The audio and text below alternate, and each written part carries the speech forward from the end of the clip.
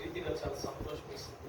అంటే ఇందాకే కష్టపడినప్పుడు ప్రతిసారి ప్రార్థన చేస్తాను, కానీ ఈసారి ప్రార్థన ఎందుకో చేయలేకపోయాను. ఎందుకంటే ఎందుకో ప్రభు తర్వాత నాకు అర్థమైంది, వర్షం పడేటప్పుడు వర్షం పడినప్పుడు రావడం వేరు, కానీ వర్షం పడినా కూడా ఆసక్తి కలిగి వచ్చారు చూడండి, ఖచ్చితంగా దేవుడు జీవిస్తారు. హల్లెలూయా. ఆయన ఆసక్తి ఏదైతే మనం ఆసక్తి చూపించామో అట్టి రీతిగా దేవుడు గొప్ప కార్యాలు మన పట్ల జరుగుతాక. ఈ ఉపవాస ప్రార్థనలు చాలా సంతోషం వేసింది. ఎందుకంటే చాలా సంవత్సరాలు అయిపోయింది ఈ మందిరంలో ఉపవాస ప్రార్థన జరిగి, చాలా సంవత్సరాలు అయిపోయింది. ఎన్నో సంవత్సరాల నుంచి సంఘము ప్రార్థిస్తే మనకి గొప్ప అవకాశాన్ని ఇచ్చాడు దేవుడు. ఈ అవకాశాన్ని ప్రతి నెల మనము సద్వినియోగం చేసుకోవాలి.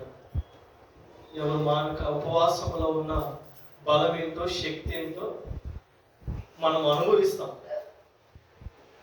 నా ప్రియమైన సంఘమా, చిన్న వాక్యాన్ని, ఎందుకంటే సమయం కొంచెమే ఉంది కాబట్టి కొంచెం ఫస్ట్ డే కాబట్టి కొంచెం ప్రార్థన చేసుకుంటే కూడా బాగుంటుందని దేవుడు తలాంతు. కానీ రాత్రి కాలంలో నేను కూర్చున్నప్పుడు చాలా సమయం అయిపోయింది. ఒక అంశము దేవుడు నాకు బయలుపరిచాడు. చాలా సంతోషం వేసింది. నేనైతే చాలా బుక్ అంతా రాసుకున్నా. అది అన్ని విషయాలు మీకు చెప్పాలంటే చాలా టైం సరిపోదు కాబట్టి ఇది 4 మాటలు చెప్పి ముగించేదా, లేకపోతే కొంచెం ఎక్కువ ధ్యానాంశంలోకి వెళ్దామా అని మీ ఇష్టం. ధ్యానాంశంలోకి దేవుడు నడిపిస్తే ధ్యానాంశంలోకి వెళ్దాము. సమయాన్ని ముగించుకొని ప్రార్థన చేసుకుందాం. ఒక చిన్న వచనం చూసుకొని మనం అంశంలోకి వెళ్దాం. అపోస్తల కార్యములు 4వ అధ్యాయము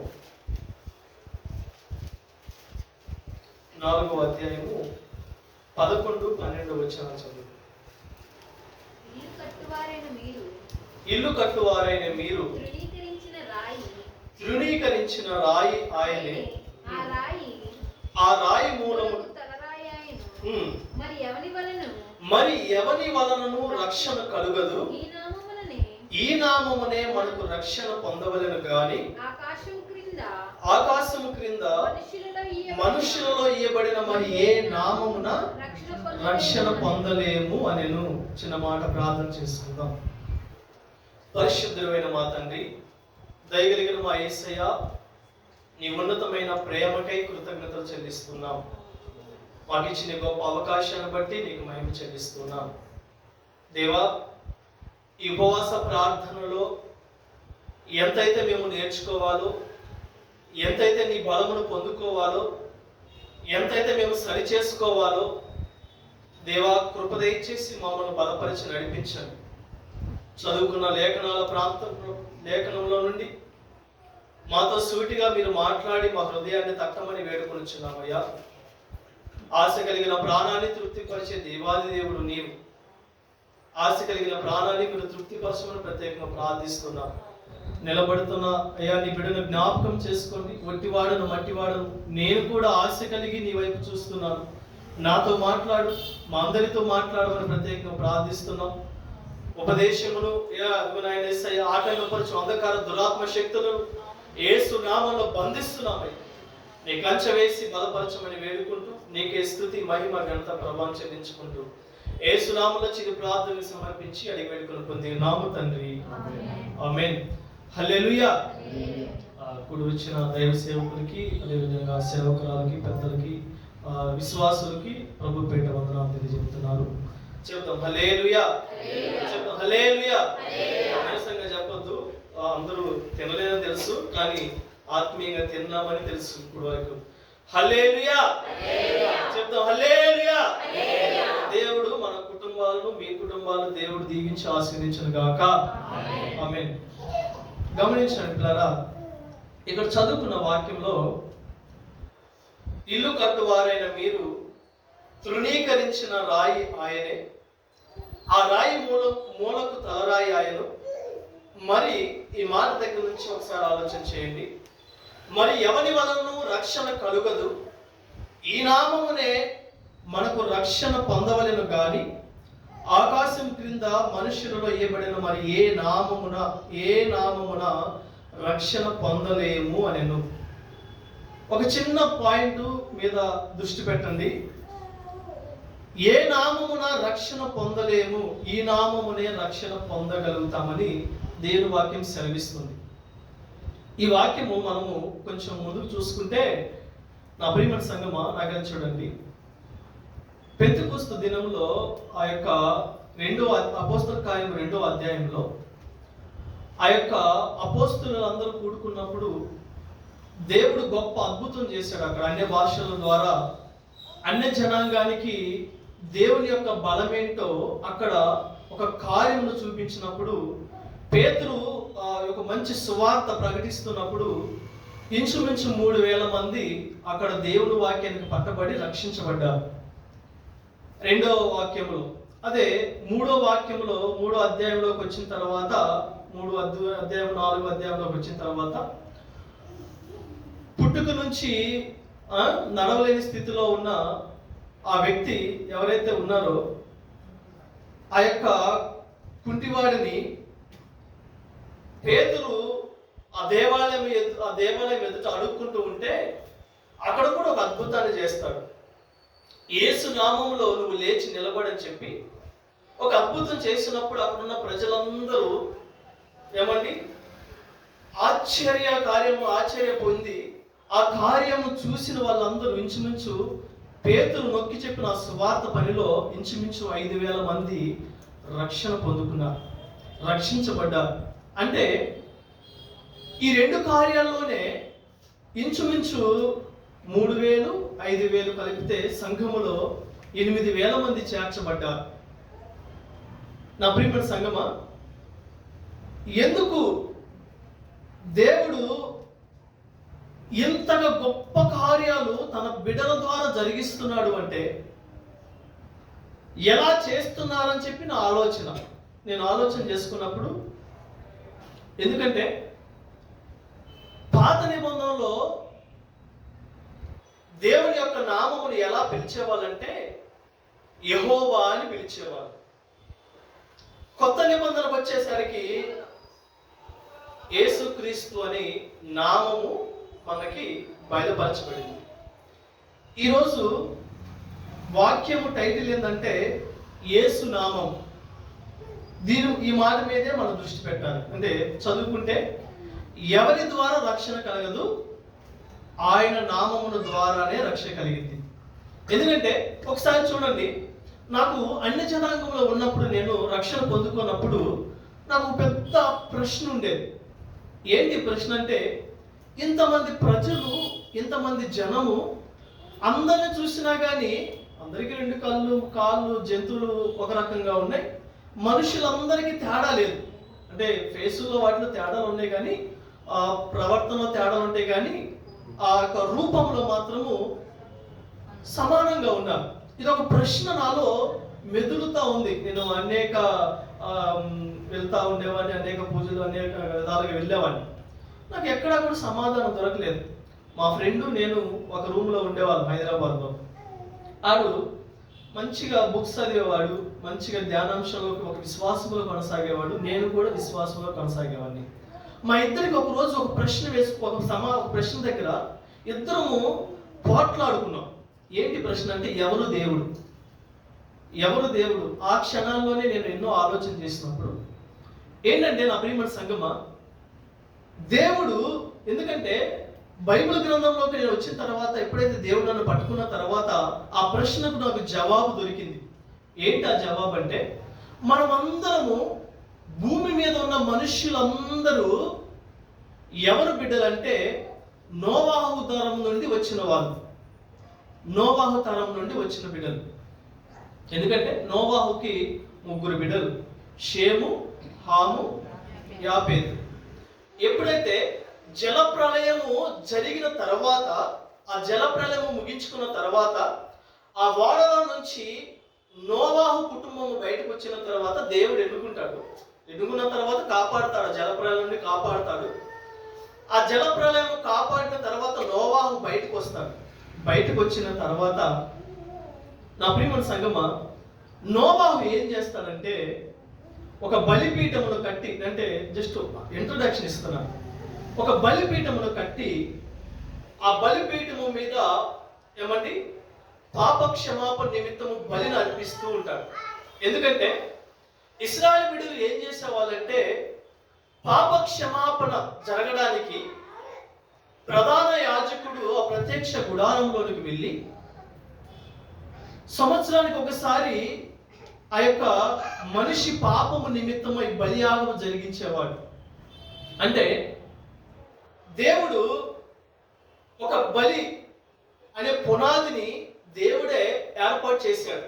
అంటే మనిషి యొక్క పాపము నుండి, అంటే పూర్తిగా పాపము కొట్టివేయలేం, కానీ మనిషి యొక్క పాపమును క్షమించబడటానికి, అంటే పూర్తిగా కాదు కానీ ఒక రక్త ప్రోక్షణ జరగాలి అని చెప్పి ఒక పునాదిని వేశాడండి. ఒక బలి జరగాలని చెప్పి ప్రారంభం నుండే ఒక పునాది వేసుకుంటూ వచ్చాడు. ఇక్కడ నుండి ఆలోచన చేయండి, మనిషి ఏమండి ఒక పాపముతో నిండి ఉన్నప్పుడు, ఒక పాపం అనేది విడుదల పూర్తిగా జరగాలి అంటే దేవుడు భవిష్యత్తులో ఆలోచన చేశాడు. మనిషికి ఏం అలవాటు చేశాడంటే పాప క్షమాపణ నిమిత్తము బలి జరగాలి అన్న పునాదిని దేవుడే ఏర్పాటు చేశాడు. నా ప్రియమైన సంగమా, ఇలాంటి విషయాలు మనం చూసుకుంటే రక్త ప్రోక్షణ జరగాలి అని చెప్పి దేవుడు ముందుగానే ఆ పాత నిబంధనలో యెహోవా పేరులో పెట్టుకున్నప్పుడు మనం దేవుడు ఏర్పాటు చేశాడు. అంటే పాత నిబంధనలో యెహోవా నామము అనేది బయలుపరచబడింది. అంతేకాదు యేసుక్రీస్తు గారిని కూడా పాత నిబంధనలో యెహోవానే పిలిచారు. ఆ విషయం యెషయా గ్రంథము 48వ అధ్యాయంలో పూర్తిగా ధ్యానిస్తే మనకు బయలుపరుస్తారు.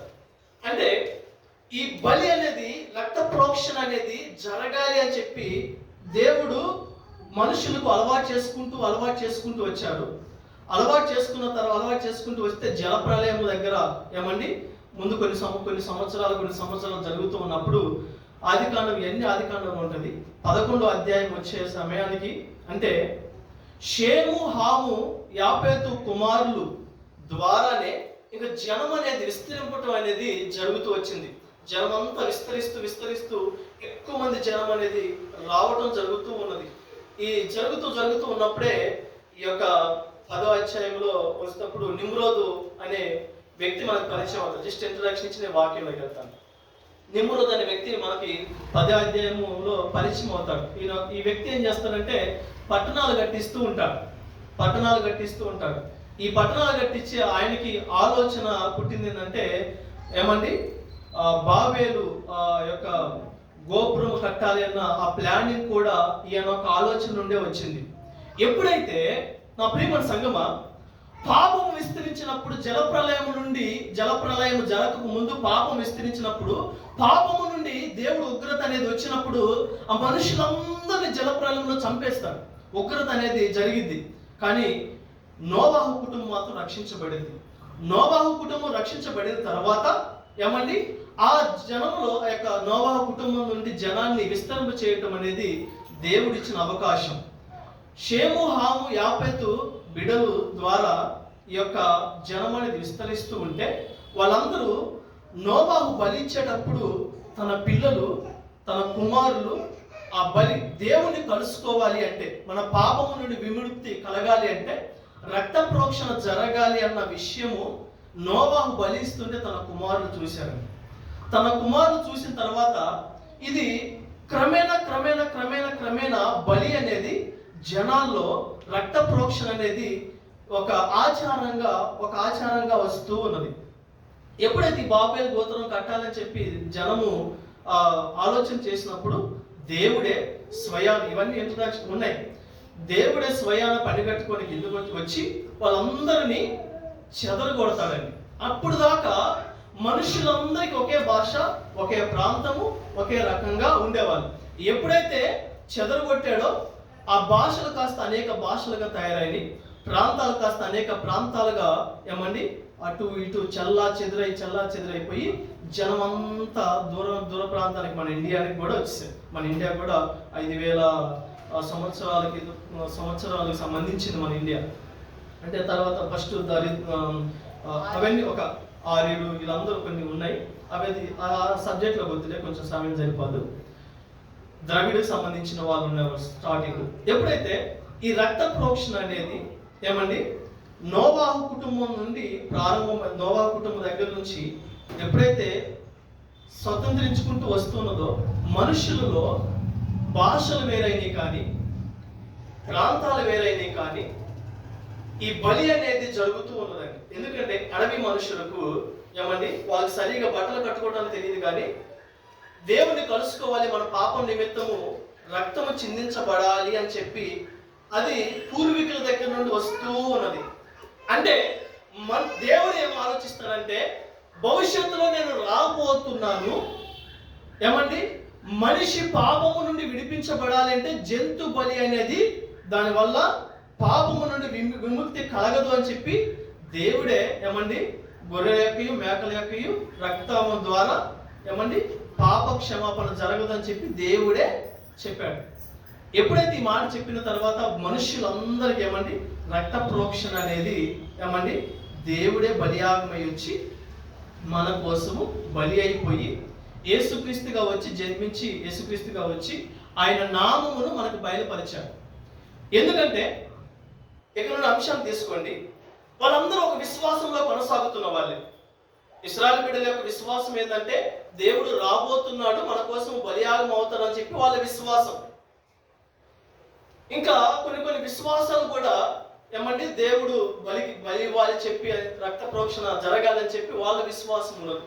మన విశ్వాసం ఏంటంటే దేవుడు వచ్చాడు, పాప క్షమాపణ నిమిత్తము పరిశుద్ధమైన రక్తమును కార్చాడు, మనకి ఏమంటే బలి అయిపోయి పాపమును విడిపించబడి ఆయన మరలా వెళ్ళి మరలా రాబోతున్నాడన్న విశ్వాసము మనది. నా ప్రియమైన సంగమా, వాళ్ళకి మనకి తేడా ఏంటి అంటే ఏమండి వాళ్ళకి చదవండి, ఆకాశము క్రింద మనుష్యులలో ఇవ్వబడిన మరి ఏ నామమున రక్షణ పొందలేము అని చెప్పి దేవుని వాక్యం సెలవిస్తుంది. ఫిలిప్పీయులకు రాసిన పత్రిక 2వ అధ్యాయం చదవండి. ఇక్కడ నుండి అంశంలోకి వెళ్దాం, ఎక్కువ సమయం తీసుకుని త్వరగా ముగిస్తాను. 2:9 చదవండి. అందుచేతను పరలోకమందున్న వారిలో గాని భూమి మీద ఉన్న వారిలో గాని ప్రతి వాని మోకాలను యేసు నామమున వంగునట్లును ప్రతి ఒక్కడి నాలుకను తండ్రి అయిన దేవుని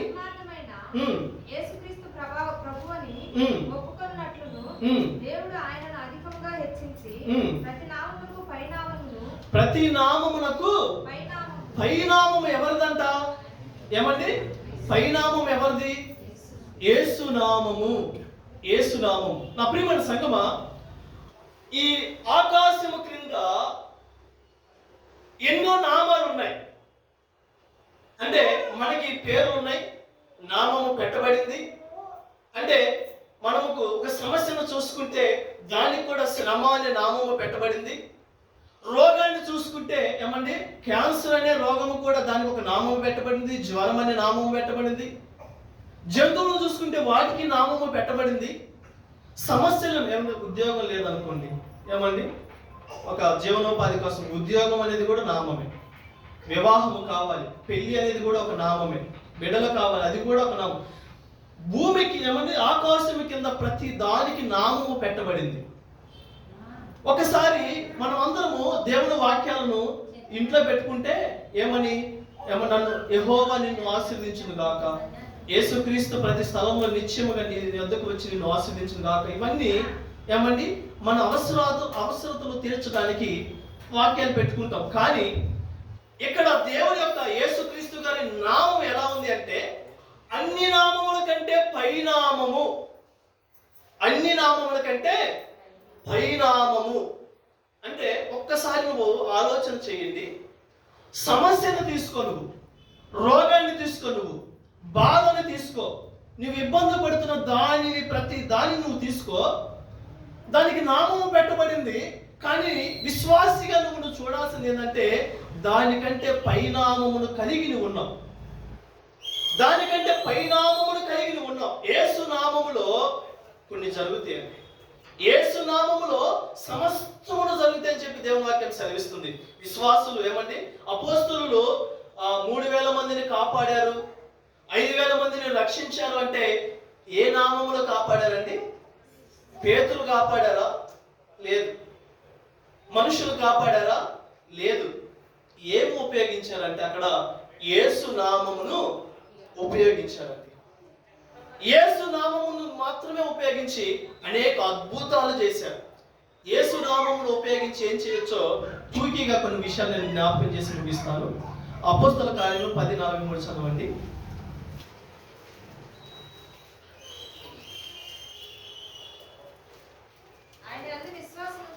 ఆయన యందు ఎవరైతే విశ్వాసం ఉంచుతారో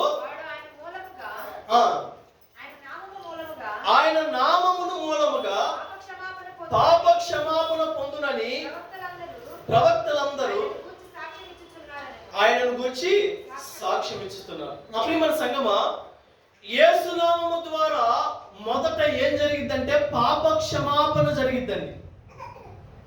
యేసు నామము ద్వారా పాపము నుండి విడుదల కలిగిద్ది. యేసు నామము ద్వారా ఏమండి మనలో ఉన్న పాపం అనేది కడవేయబడిందండి. ఎందుకంటే సాధారణంగా ఒకడు బ్యాగ్ తీసుకుని వెళ్తున్నాడు, వాడి బ్యాగుల నిండా ఏమండి పట్టని అనేక వస్తువులు ఉన్నాయి. మన వస్తువులు కూడా వాడి బ్యాగులో పెట్టాలంటే కష్టం. ఎందుకంటే వాడి బ్యాగ్ ఆల్రెడీ నిండి ఉంది పాపంతో. మన పాపాలు కూడా వాడి దాంట్లో పెట్టాలంటే కష్టం. కానీ దేవుడు ఏమండి, దేవుడు స్వయాన దిగి వచ్చి మన కోసము కావాల్సిందంతా, ఆయన రక్తం ఏదైతే కావాల్సిందంతా పెట్టి కాపాడుకున్నాడు. ఆదాము కోసం ఏమండి, ఆదాము దగ్గర జీవవాయువును ఊదితే అది ఇప్పుడు కూడా ప్రవహిస్తూనే ఉన్నది. యేసు నామము ద్వారా, యేసు నామములో బలం ఉన్నది. యేసు నామము ద్వారా పాప క్షమాపణ దొరికింది.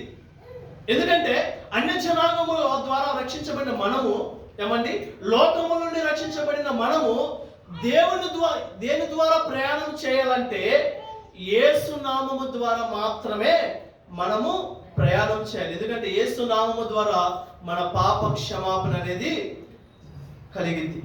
నా ప్రియమైన సంగమా, రక్షణ లేని బిడ్డలైతే పాపము నుండి విడిపించబడాలి అంటే సేవకుడి యొక్క నామము ద్వారా కాదు, జంతువుల యొక్క నామము ద్వారా కాదు, తల్లిదండ్రుల యొక్క నామము ద్వారా కాదు, యేసు నామము ద్వారా పాప క్షమాపణ కలిగితే నువ్వు తెలుసుకోవాలి. పాపము నుండి విడిపించబడ్డ వాళ్ళే నిత్యజీవములో ఉంటారని దేవుని వాక్యం సెలవిస్తుంది. నా ప్రియమైన సంగమా, రెండోదిగా యోహాను రాసిన సువార్త 4వ అధ్యాయము 14వ అధ్యాయం చదవండి.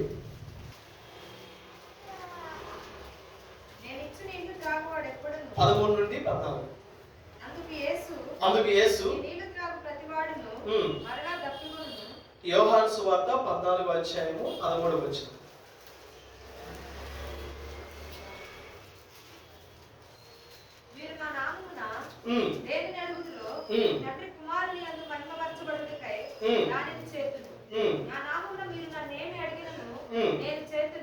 చాలండి.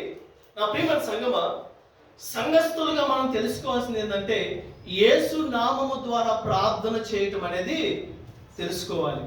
యేసు నామము ద్వారా ప్రార్థన చేస్తే ఇది ఖచ్చితంగా జరిగిద్దండి. ఎందుకంటే మనము ప్రార్థన చేస్తాం, ఏ నామములో ప్రార్థన చేస్తాం? ఏమండి, నాకు కావలసిన వస్తువులు కావాలి, అవి కావాలి, ఇవి కావాలి చేస్తాం. కానీ యేసు నామము అనేది మన హృదయంలో స్వతంత్రించుకొని ప్రార్థన చేసేవారిగా ఉంటుంది. ఎందుకంటే మన అంశంలోకి వస్తే 3వ అధ్యాయం చదవండి. అపోస్తల కార్యం 3వ అధ్యాయం మొదటి నుండి చదవండి. పగలు 3 గంటలకు ప్రార్థనా కాలమున పేతురును యోహానును దేవాలయంలోకి ఎక్కి వెళ్ళుచుండగా పుట్టినది మొదలుకొని కుంటివాడైన ఒక మనుష్యుడు మోసుకొని పోబడుచున్నాడు. వాడు దేవాలయంలోనికి వెళ్ళు వారిని భిక్షమడుటకు కొందరు ప్రతిదినమును వారి శృంగారమును దేవాలయం ద్వారం వద్ద ముచ్చుతూ వచ్చింది. పేతురును యోహానును దేవాలయంలో ప్రవేశింపబోవునప్పుడు వాడు చూచి భిక్షమడుగగా పేతురును యోహానును వారిని తేరి చూచి మా తట్టు చూడమనిది. వాడు వారి వద్ద ఏమైనా దొరికినట్టు కనిపెట్టుచు వారి యొక్క లక్ష్యం ఉంచెను. అంతట పేతురు వెండి బంగారం నా యొద్ద లేవు గాని నాకు కలిగినదే నీకు ఇచ్చుచున్నాను. నజరేయుడైన యేసుక్రీస్తు నామమున నడుమని చెప్పాడు. నా ప్రియమైన సంగమా, ఇక్కడ ఒకసారి ధ్యానాంశంలోకి వెళ్తే లోతుగా అధ్యయనం చేయండి. ఒక పుట్టిన దగ్గర నుంచి నడవలేని పరిస్థితుల్లో ఒక వ్యక్తి ఉంటే, ఆ వ్యక్తి ఏంటంటే సాధారణంగా మన కుటుంబంలో ఒకడు భారంగా ఉన్నాడంటే, ఏమండి, నడవలేని స్థితిలో ఉన్నాడు అనుకో, కొన్ని రోజులు పోషిస్తాము, లేకపోతే 10 దినాలు, లేకపోతే కొన్ని సంవత్సరాలు, 10 సంవత్సరాలు, 20 సంవత్సరాలు మనము పోషిస్తూ ఉంటాం. ఆ ఇంటిలో ఆర్థిక స్థితిగతులు వచ్చినప్పుడు, ఇసుకించినప్పుడు కొంచెం మనం కూడా పోషించలేని పరిస్థితి. ఎందుకంటే నా ప్రియమైన సంగమా, ఆ యొక్క నడవలేని స్థితిలో ఉన్న వ్యక్తి మందిరానికి బయట ఆలోచన చేశాడు. ఏంటంటే, ఒక మందిరానికి వెళితే ఆ మందిరం లోపలికి కాదు బయటికి వెళితే మనకి డబ్బులు వస్తాయి, మన ఇంటిలో ఉన్న అవసరతలు తీర్చుకోవచ్చు అని చెప్పి ఆలోచన చేశాడు. నడవలేని పరిస్థితి. కొంతమందిని తీసుకొని, ఇదిగో రోజు సాయంత్రానికి నన్ను తీసుకువెళ్ళి ఆ గుడి దగ్గర పెట్టు, ఆ గుడి దగ్గర పెడితే నీకు ఖచ్చితంగా డబ్బులు ఇస్తానని చెప్పి కొంతమందిని మాట్లాడుకుని ఉండొచ్చు, చదువుకున్న వాక్యాన్ని బట్టి. మాట్లాడుకున్న తర్వాత ఆ కుంటోడు ఏం చేస్తాడంటే, అతను ప్రతిరోజు సాయంత్రానికి మరలా కొంతమంది తీసుకెళ్తారు, మళ్ళీ ఉదయమే తీసుకొచ్చి మందిరము బయట కూర్చోబెట్టంగానే ఆ డబ్బులు తీసుకొని ఏమండి మంచిగా కాలాన్ని గడుపుతూ ఉంటాడు. ఎప్పుడైతే పేతురు యోహాను ఆ మందిరానికి వస్తారు, ఎందుకంటే మందిరానికి వచ్చిన తర్వాత మందిరానికి వెళ్ళేటప్పుడు ఆ కుంటివాడు ఏం చేస్తాడంటే పేతురు యోహాను వైపు చూస్తూ ఉంటాడండి. నా ప్రియమైన సంగమా, ఎప్పుడైతే తను చూస్తూ ఉన్నాడో ఆ యొక్క వ్యక్తి ఆ పేతురు దగ్గర నుండి ఏమైతే దొరుకుద్దేమో అని చెప్పి ఆశ కలిగాడు. బంగారమో లేకపోతే వెండి ఏమైనా దొరికింది, ఎందుకంటే ఆ రోజుల్లో బంగారం వెండి ఇచ్చేవాడు. దొరికిద్దేమో అని చెప్పి ఆశ కలిగి చూస్తూ ఉన్నాడు. అది ఇంకా మందిరంలోకి రాలేదు. అది ఇంకా మందిరంలోకి ఎప్పుడు, ఎందుకంటే కొన్ని సంవత్సరాల నుండి అడుక్కుంటున్నాడు. ఎన్నో సంవత్సరాల నుండి అడిగి లోకములో ఉన్న దాన్ని సంపాదించుకుంటూ, లోకంలో ఉన్న అవసరతలు తీర్చుకుంటూ, ఇంటిలో ఉన్న ఖర్చులన్నీ జరుగుతున్నాయి, అంతా బాగానే ఉంది. కానీ నా ప్రియమైన సంగమా, వాడికి పుట్టిన దగ్గర నుంచి నడవలేకపోతున్నాను, నేను ఎలా నడవగలను అన్న ఆలోచన లేదు. ఈ రోగానికి ఏమండి పరిష్కారము దొరికిద్దేమో అన్న ఆలోచన లేదు. వాడి ఆలోచన అంతా ఏంటంటే, ఇల్లు గడవాలి, ఇంటిలో ఉన్న అవసరతలు గడవాలి, ఇంటిలో ఉన్న పరిస్థితులు గడవాలి, ఏమండి నా ఆహారము, నా ఇంటిలో లేకపోతే నా కడుపులో ఉన్న ఆకలి తీరాలి, నా అవసరం తీరాలి, అదే ఆలోచన. ఆ మనిషి యొక్క ఆలోచన ఎలా ఉంది అంటే, లోకములో ఉన్నది ఎలా సంపాదించుకోవాలన్న ఆలోచన. నా ప్రియమైన సంగమా, పేతురు యోహాను గారు అప్పటికీ కూడా దేవుని నామాన్ని ఏమండి వాళ్ళు స్వతంత్రించుకొని ఉన్నారు. పేతురు అంటారు, అయ్యా వెండి బంగారాలు నా దగ్గర అయితే లేదు, కానీ నేను ఒక దాన్ని పొందుకొని ఉన్నాను, ఒక దాన్ని నా హృదయంలో నేను కలిగి ఉన్నాను. నేనేదైతే కలిగి ఉన్నానో దాన్ని నీకు ఇస్తాను అని చెప్పి మందిరము బయట ఉన్న వ్యక్తిని పేతురు గారు మాట్లాడుతున్నాడు. ఏమంటే చదవండి, నజరేయుడైన యేసుక్రీస్తు నామమున నడువము అని చెప్పి ఆ నామాన్ని, ఏదైతే పేతురు కలిగి ఉన్న నామాన్ని ఏమండి తనకు అప్పచెప్తున్నాడు. ఎప్పుడైతే ఆ నామమును ఉపయోగించి ఆ యొక్క కుంటివానికి ఏమండి ప్రార్థన చేశాడో, దిగ్గున లేచి మందిరం లోపలికి వచ్చాడు. ఇక్కడ మనం గమనించుకుంటే మందిరము బయట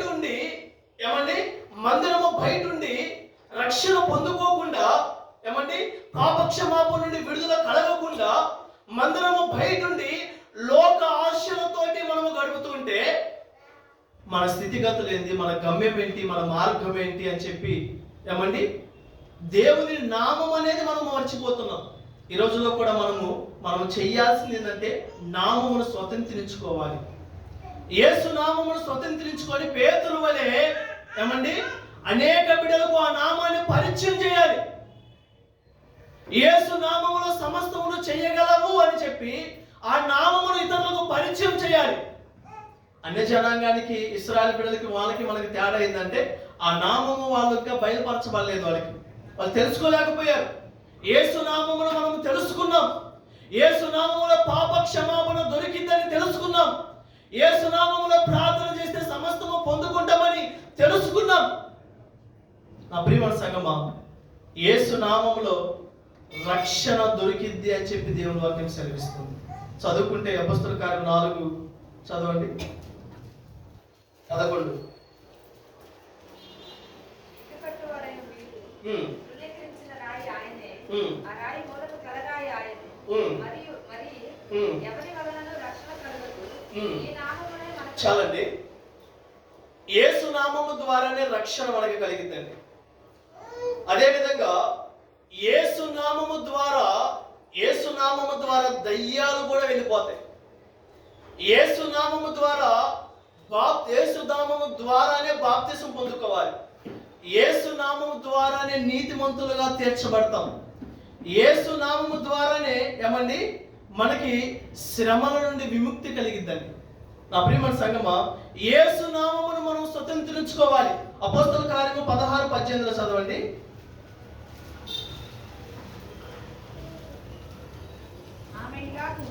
అనేక దినములు చేయుచుండెను గనుక పౌలు వ్యాకులపడి దాని వైపు తిరిగి, నీవు ఈమెను వదిలిపోమని యేసుక్రీస్తు నామమును ఆజ్ఞాపించున్నాను. అదేవిధంగా లూకా 10:17 చదవండి.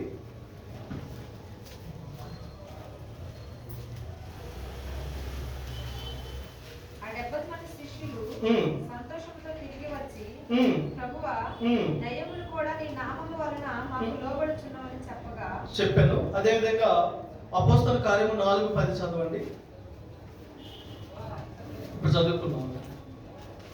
మీరందరూ ఇశ్రాయేలు ప్రజలందరూ తెలుసుకోవలసినది ఏమనగా, మీరు సిలువ వేసినట్టు, మృతులలో నుండి దేవుడు లేపినట్టు, నజరేయుడైన యేసుక్రీస్తు నామముననే మీరు స్వస్థత పొందాడు. నా ప్రియమైన సంగమా, మనుషులందరూ మనం తెలుసుకోవాల్సింది ఏంటంటే, ఆకాశం కింద ఉన్న ప్రతి నామము కంటే పైనామము దేవుని నామం.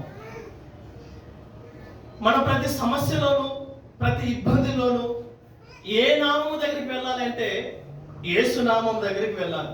ఎందుకంటే యేసు నామము ద్వారానే పాప క్షమాపణ దొరికింది. యేసు నామము ద్వారా ప్రార్థనకి జవాబు దొరికింది. యేసు నామము ద్వారానే స్వస్థత పొందుకుంటాం. యేసు నామము ద్వారా బాప్తిసము పొందుకుంటాం. యేసు నామము ద్వారానే నిత్య జీవానికి మనం వెళ్తామని దేవుని వాక్యం సెలవిస్తుంది. ఎందుకంటే మనుషులందరూ ఈ భూలోకంలో ఏమండి, మనుషులందరూ ఒకటే కానీ మనుషులకు యేసు నామము ఇంకా బయలుపరచబడలేదండి. పేతురు ఎప్పుడైతే మందిరంలో ఏమండి దేవుని నామాన్ని స్వతంత్రించుకొని బయట ఉన్న వ్యక్తిని కాపాడాడు. యేసు నామము ద్వారా బయట ఉన్న వ్యక్తిని మందిరంలోకి తీసుకొచ్చాడు. మందిరంలోకి ఎప్పుడైతే తీసుకొచ్చాడో తను స్వస్థత పొందుకున్నాడు. పాప క్షమాపణ నుండి ఏమండి పాపము నుండి విడిపించబడ్డాడు. అంతేకాదు బాప్తిసమును పొందుకొని యేసు నామమును స్వతంత్రించుకొని యేసు నామములో ఆయన నిలబడి ఈరోజు సాక్షిగా నిలబడి ఉన్నాడు. కాబట్టి ఇన్ని సంవత్సరాలకు కూడా మనం ధ్యానం చేస్తున్నాం. యేసు నామములో శక్తి ఉన్నది. యేసు నామములో బలం ఉన్నది. యేసు నామము ద్వారానే నీవు రక్షించబడతావు. యేసు నామము ద్వారా నీకు సమాధానం దొరికింది. యేసు నామము ద్వారానే ఏమండి, ఎందుకంటే నా యేసు నామము ఈ లోకం అంతటి కంటే పైన ఉన్నది. నా యేసు నామము శ్రమల కంటే పైన ఉన్నది. నా యేసు నామము ఏమండి అప్పుల కంటే పైన ఉన్నదండి. నా యేసు నామము ఏమండి రోగము కంటే పైన ఉన్నది. ఎందుకంటే ఆ నామము కింద ఉన్న ఇవన్నీ, ఆ నామము నువ్వు జ్ఞాపకం చేసుకుంటే ఇవన్నీ చిన్నవిగా కనిపిస్తాయండి. నా ప్రియమైన సంగమా, నా ప్రార్థనలో కూడా నేను యేసు నామమును పైన పెట్టుకొని సమస్తము యేసు నామంలో జరిగిద్దని ప్రార్థన చేస్తాను. ఎందుకంటే నా గమ్యము నిత్య జీవనం. పాపము నుండి విడిపించబడాలంటే మారు మనస్సు ఎంతో అవసరం. అది యేసు నామములోనే జరిగింది అని చెప్పి యేసు నామములో దేవుడు రక్షించుకున్నాడు. యేసు నామములో సమస్తము కార్యము జరిగింది అని చెప్పి ఆ నామమును మనం స్వతంత్రించుకోవాలండి. అంటే స్వతంత్రించుకోవాలంటే ఆ నామము ద్వారా చాలాసార్లు కొంతమంది ఆ దెయ్యాలు పోగొట్టాలని చూస్తే వెళ్ళలేకపోయింది. ఆ నామం తెలిస్తే కాదు, ఆ నామమును హృదయంలో స్వతంత్రించుకొని పేతురు వలె ఆ నామము ద్వారా కార్యాలు చేయాలి. ఆ నామమును మనుషులకు పరిచయం చేయాలి. ఆ నామమును అన్య జనాంగానికి ఎప్పుడైతే పరిచయం చేస్తామో యేసు నామము ద్వారానే, ఇప్పుడు యెహోవా నామము ద్వారా కాదు, యేసు నామము ద్వారానే గొప్ప కార్యాలు మనము పొందుకుంటాం. అంటే కృప, అంటే బలము మన అందరికీ దేవుడు అనుగ్రహించును గాక. ప్రార్థన చేసుకుందాం.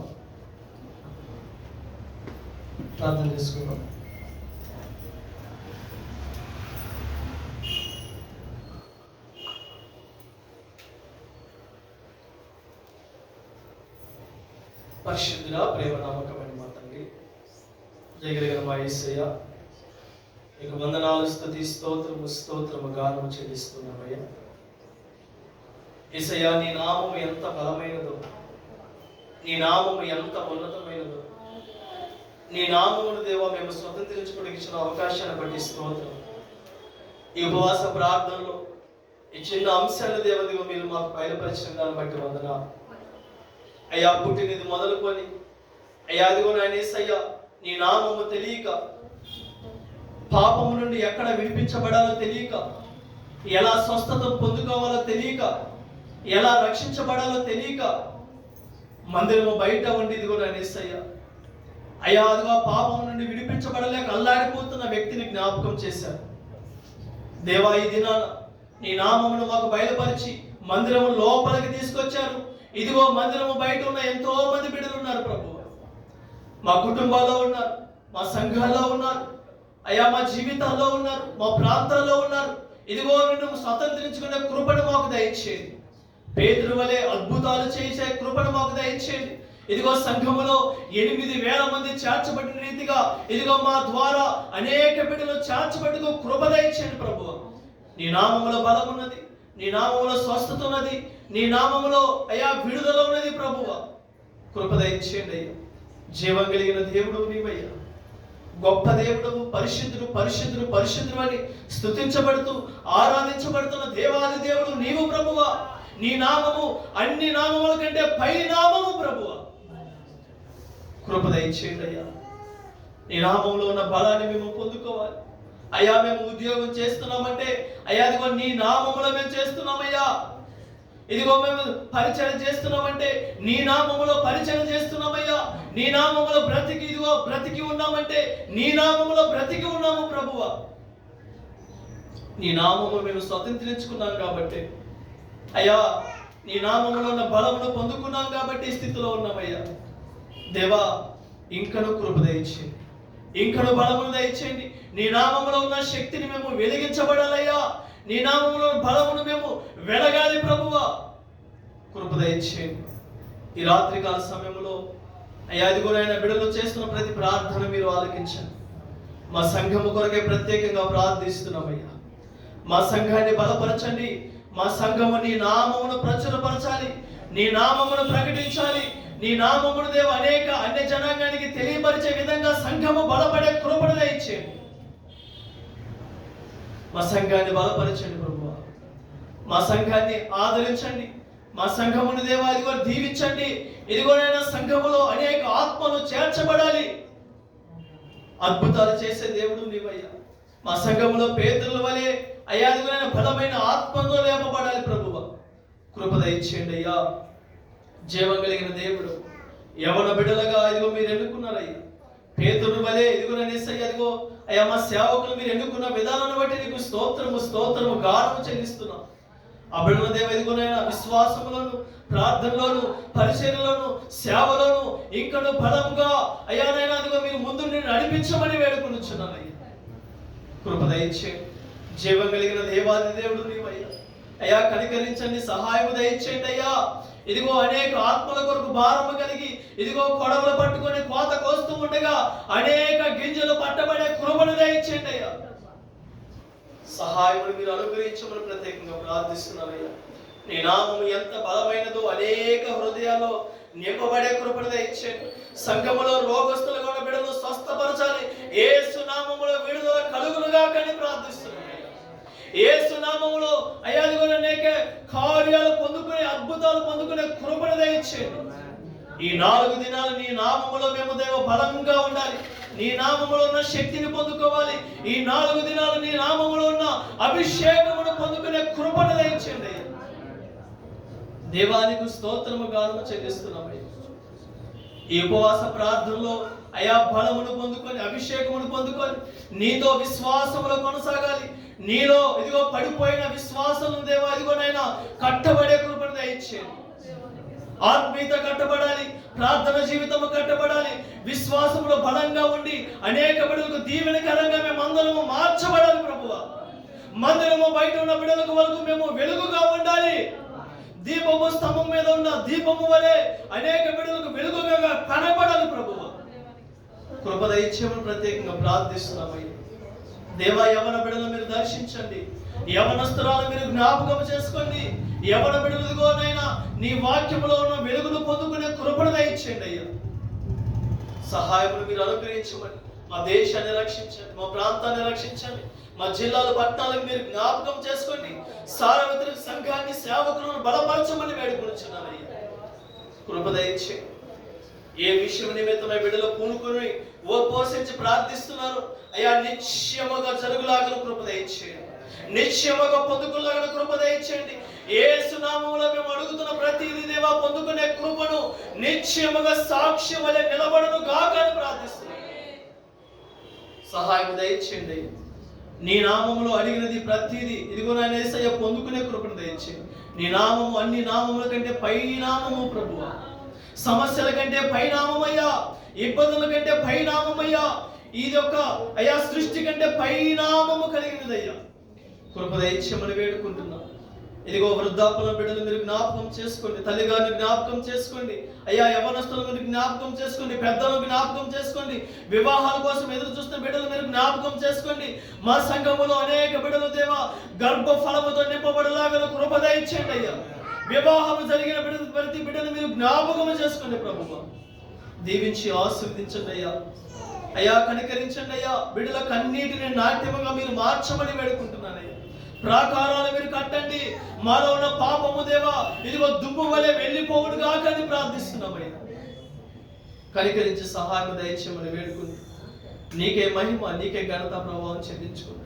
నీ నామములో ఉన్న బలము, నీ నామములో ఉన్న అయా ఐశ్వర్యమును పొందుకునే కృపా క్షేమాన్ని ఈ రాత్రి మా అందరికీ దయచేయమని వేడుకుంటూ నీకే స్తోత్రము గానము చెల్లించుకుని నా ప్రియుడు రక్షకుడైన ప్రభు యేసుక్రీస్తు పరిశుద్ధమైన నామములో ఈ చిన్న ప్రార్థనకి సమర్పించి అడిగి వేడుకుని పొంది నామ తండ్రి ఆమేన్.